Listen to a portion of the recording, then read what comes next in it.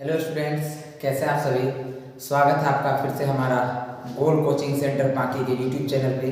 और आपके लिए हम लेकर आ गए हैं राजनीतिक विज्ञान कक्षा 8 का चैप्टर फर्स्ट।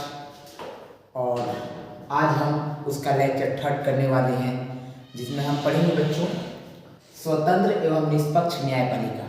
अर्थात कहने का मतलब बच्चों इंडिपेंडेंट एंड इम्पार्शियल जडिशरी। ठीक है बच्चों, इसमें हम देखेंगे कि न्यायाधीश में जो न्यायालय के अंदर जो न्यायाधीश होते हैं वो क्या करते हैं, कैसे करते हैं, उनको चुनता कौन है, हटाता कौन है, इन सभी चीज़ों के बारे में सीखेंगे बच्चों। उससे पहले हम आपका थोड़ा सा अगर रिव्यू लेना चाहें तो कल के क्लास में जो हम लोगों ने पढ़ा था, क्या वो आपको याद है अच्छे से? और आपको क्या करना है कि डेली की जो क्लासेस हैं उसको अपने कॉपी में नोट करते चले जाना है, ताकि आपको रिवीजन के समय काफ़ी आसानी हो, ताकि आपको कभी भी प्रॉब्लम ना हो रिवीजन के टाइम में। तो चलिए बच्चों, देखते हैं हम आज के टॉपिक के बारे में कि आज का हमारा टॉपिक क्या कहता है बच्चों।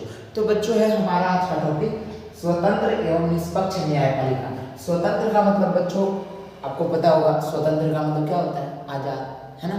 यानी कि हर तरीके से उस पर कोई बांध नहीं हो, उसको कोई बांध नहीं रहा हो, एकदम वो फ्री हो, उसको कहते हैं स्वतंत्र। और उसके साथ साथ एवं का मतलब कौन वगैरह वगैरह। निष्पक्ष न्यायपालिका यानी कि किसी के पक्ष में नहीं, खुद का फैसला लेने वाली न्यायपालिका, खुद से न्याय देने वाली न्यायपालिका, जिसको हम कहेंगे निष्पक्ष, जिसको हम कह सकते हैं साफ सुथरा। इन इंग्लिश इसको क्या कहेंगे? इंडिपेंडेंट एंड इम्पार्शियल जडिशरी बच्चों, है ना। तो सबसे पहले बच्चों इसमें ये आपको कुछ बोर्ड पे पीछे पॉइंट्स दिख रहे हैं, 5 से 6 पॉइंट है, आपके कुल 6 पॉइंट्स हैं, है ना। इसको तो हम बाद में नोट करेंगे, लेकिन उससे पहले कुछ चीज़ें हैं जो आपको क्लियर करते चलते हैं। तो सबसे पहले बच्चों अगर बात करें तो जो भारत के संविधान में स्वतंत्र एवं निष्पक्ष न्यायपालिका है ना। यानी कि अगर हम पूछ दे आपसे कि हमारे भारत के संविधान के अंदर, हमारे भारत के संविधान के तहत कैसी न्यायपालिका है, तो बच्चों हमेशा आपको यह जवाब देना है कि स्वतंत्र एवं निष्पक्ष न्यायपालिका हमारे भारत के संविधान के अंदर व्यवस्था उसकी की गई है। अब बच्चों अगर बात करें कि स्वतंत्र एवं निष्पक्ष न्यायपालिका से क्या आशय है ना, तो बच्चों स्वतंत्र एवं निष्पक्ष न्यायपालिका से ये आशय होता है बच्चों, है ना, कि वो जो उनका कार्य क्षेत्र है उसमें कोई भी बाहरी आकर के या सरकार का कोई भी मतभेद उसमें काम नहीं करेगा, या सरकार के किसी भी अंग का हस्तक्षेप नहीं चलेगा, है ना। कोई कितना भी प्रयास कर ले कि हमारा कोई किसी का सरकार है ना, और वो सरकार बाहरी सरकार ला करके, है ना, न्यायपालिका को अगर ये ऑर्डर दे के आपको ये फॉलो करना है, तो बच्चों उनका हस्तक्षेप नहीं चलता है, उसको हम कहेंगे स्वतंत्र एवं निष्पक्ष न्यायपालिका बच्चों। अब इसकी बात करते हैं बच्चों, तो इसका ये अर्थ होता है कि न्यायपालिका किसी विशेष व्यक्ति या फिर किसी भी विशेष संस्था के लिए काम नहीं करती है बच्चों। ये न तो किसी विशेष व्यक्ति के लिए, ना ही कोई विशेष ऐसा संस्था है जिसके लिए बच्चों ये काम करेगी। बच्चों ये काम करती है, एक सही फैसला लेने का काम करती है। जो न्यायपालिका होती है वो न्याय दिलाने का काम करती है ना। अर्थात वहाँ पे क्या होता है, सही फैसलाएं ली जाती हैं। अब बच्चों न्यायपालिका से बात करते हैं तो जो सत्ता का बंटवारा है वो 3 भागों से होता है ना। तो वो सब हम लोग पढ़ेंगे, सत्ता का बंटवारा कैसे होता है, क्षैतिज वितरण, ऊर्ध्वाधर वितरण, उन सभी सारी चीज़ों के बारे में हम एक एक करके जानेंगे।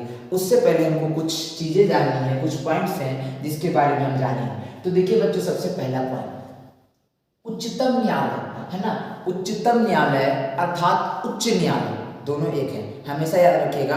कहीं कहीं उच्चतम भी दिया हुआ रहता है और कहीं कहीं उच्च भी दिया हुआ रहता है। ऐसे हम आपको ऑलवेज उच्च लिखे ही हैं, है ना। उच्चतम फर्स्ट पॉइंट में लिख दिए ताकि आपको कभी भी डाउट ना आए कि उच्चतम और उच्च क्या है सर, है ना। तो उच्चतम कहिए या फिर उच्च कहिए, बात एक है।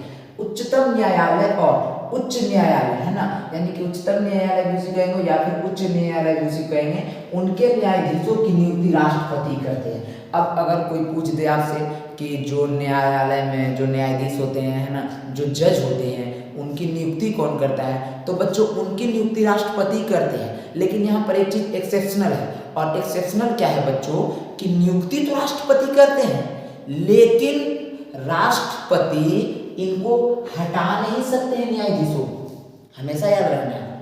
कि राष्ट्रपति नियुक्ति तो कर देते हैं लेकिन बच्चों राष्ट्रपति हटा नहीं सकते हैं, है ना, हमेशा ये आपको याद रखना होगा। अब अगर नेक्स्ट पॉइंट की बात करते हैं बच्चों, तो नेक्स्ट पॉइंट है कि जो उच्च न्यायालय है उनके न्यायाधीश केवल महाभियोग के द्वारा हटाया जा सकता है। अब हमेशा आपको क्या याद रखना है कि चुनता कौन है, राष्ट्रपति, लेकिन हटेंगे कैसे, तो हमेशा महाभियोग के द्वारा उनको हटाया जाता है बच्चों। आगे की पॉइंट देखते हैं बच्चों, उच्च न्यायालय के अधीन कर्मचारियों को, यानी कि उच्च न्यायालय के अंतर्गत जो भी कर्मचारी लोग होते हैं, वकील लोग होते हैं, काम करने वाले कर्मचारी लोग होते हैं, उनकी नियुक्ति तथा सेवा शर्त, यानी कि उनको कैसे चुना जाएगा, उनका सेवा का अर्थात जॉब करने का शर्त क्या क्या है, उन सारी चीजों का निर्धारण का अधिकार न्यायालय को होता है बच्चों। वो कौन निर्धारण करेगा बच्चों, वो तय कौन करेगा, है ना, कि जो उच्च न्यायालय के अधीन जो कर्मचारी लोग होते हैं बच्चों और उनकी जो नियुक्ति होती है तथा उसके साथ साथ उनकी जो सेवा शर्त होती है, तो बच्चों इन सभी के निर्धारण का जो है अधिकार किसको दिया गया है बच्चों, तो हमेशा याद रखेंगे कि इनके निर्धारण का अधिकार किसे दिया गया है, न्यायालय को दिया गया है। क्लियर है यहाँ तक के पॉइंट। चलते हैं बच्चों नेक्स्ट पॉइंट की ओर। हमारा नेक्स्ट पॉइंट क्या कहता है, देखते हैं नेक्स्ट पॉइंट। बोलता है बच्चों, न्यायाधीश पद मुक्त होने के बाद, जब न्यायाधीश अपने पद से खाली हो जाते हैं अर्थात उनकी एज पूरी हो जाती है, उनको रिटायरमेंट मिल जाती है, तो जब न्यायाधीश पद मुक्त हो जाते हैं उसके बाद सरकार के अधीन किसी पद को ग्रहण नहीं कर सकते हैं, यानी कि सरकार के अंतर्गत कोई भी पद को वो ग्रहण नहीं कर सकते। ऐसा नहीं है कि पहले न्यायाधीश थे, रिटायर हो गए, उसके बाद उनको कोई फिर से जॉब दे दी गई सरकार के अंतर्गत, ऐसा नहीं होता है बच्चों। न्यायाधीश पद मुक्त होने के बाद सरकार के अधीन किसी पद को ग्रहण नहीं कर सकते हैं। ये आपको क्या करना है बच्चों, हमेशा याद रखना है। हाँ बच्चों, एक चीज हम भूल रहे हैं और वो ये चीज है कि जो उच्च न्यायालय के अधीन कर्मचारियों को नियुक्ति तथा सेवा शर्त आदि के निर्धारण का जो अधिकार है वो न्यायालय का होता है, लेकिन इसमें एक पॉइंट है बच्चों। पॉइंट क्या छूट रहा था कि सरकार यहाँ पर, सरकार या संसद इसके अंतर्गत कोई हस्तक्षेप नहीं कर सकते हैं। हमेशा आपको ये याद रखना है, क्या याद रखना है कि जो उच्च न्यायालय के अधीन जो कर्मचारी होते हैं जिनकी नियुक्ति और सेवा शर्त निर्धारण का अधिकार न्यायालय का होता है, ये न्यायालय ही कर सकता है। इसमें कोई सरकार या कोई सांसद हस्तक्षेप नहीं कर सकती है बच्चों, ये आपको हमेशा याद रखना है। अगला पॉइंट ये है बच्चों कि न्यायाधीश पद मुक्त होने के बाद सरकार अधीन किसी पद को ग्रहण नहीं कर सकते हैं बच्चों। बच्चों चलते हैं पांचवा बिंदु के अनुकूल क्या कहता है, पदमुक्त न्यायाधीशों को मंत्री, राज्यपाल या विभिन्न आयोग के अध्यक्ष बनाया गया है। बताता है कि जो न्यायाधीश पदमुक्त हो जाते हैं, जिन न्यायाधीशों को, जिन जजों को, है ना, रिटायरमेंट मिल जाती है, उनके बाद उनको मंत्री के अध्यक्ष, राज्यपाल के अध्यक्ष या फिर विभिन्न कई ऐसे आयोग हैं जिनका क्या किया गया है, अध्यक्ष बनाया जाता है और गया है, अभी भी है, पहले भी था और अब भी होता रहा है ऐसा। बच्चों चलते हैं next point and last point, तो न्यायाधीशों व अन्य कर्मचारियों का वेतन।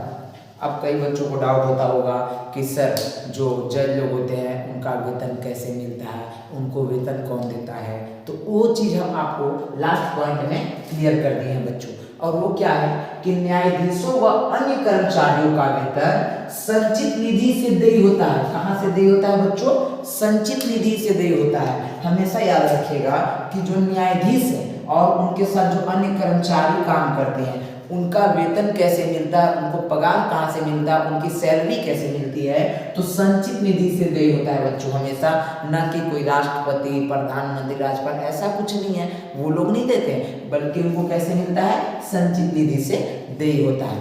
बट बच्चों इसमें एक्सेप्शनल एक और चीज है कि जब संचित निधि से इनका देय होता है तो सांसद इस विषय पर, यानी कि जो सांसद होती है या सरकार होती है ना, इस विषय पर कोई हस्तक्षेप नहीं करेगी, वो कुछ भी बोल नहीं सकती है बच्चों। ये उस पर कोई भी मतदान नहीं कर सकती है कि नहीं इनको यहाँ से ऐसे होना चाहिए, ऐसे होना चाहिए, ऐसा कुछ भी मतदान नहीं कर सकती है सांसद, क्योंकि इनको हमेशा वेतन कहाँ से मिलेगा, संचित निधि से, और संचित निधि से वेतन मिलेगा। इस पर जो है सांसद इस विषय पर कोई भी मतदान नहीं कर सकती, कुछ भी बोल नहीं सकती है।